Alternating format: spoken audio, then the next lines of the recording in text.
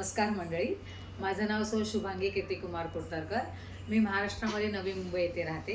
नवी मुंबईमध्ये माझं अन्नपूर्णा पोळी भाजी केंद्र आणि मुलांचं एकविरा चायनीज कॉर्नर अशी 2 हॉटेल आहेत आणि आमचा फॅमिली बिझनेस आहे म्हणजे एकविरा कॅटरर्स।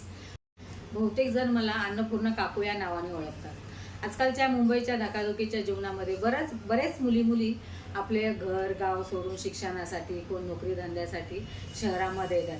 त्यांच्यापर्यंत त्यांना अगदी घरगुती पद्धतीचं जेवण मिळावं ह्या उद्देशाने मी हॉटेल चालू केलेलं आहे। मी काय अगदीच पहिल्यापासून बिझनेस वुमन नाही, मी एक साधी गृहिणी होते।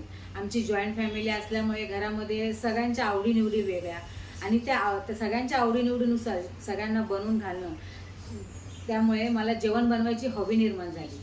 मग मनात विचार आला आपणही काहीतरी करू शकतो आणि तसंही आमचा फॅमिली बिझनेस कॅटरर्सच आहे।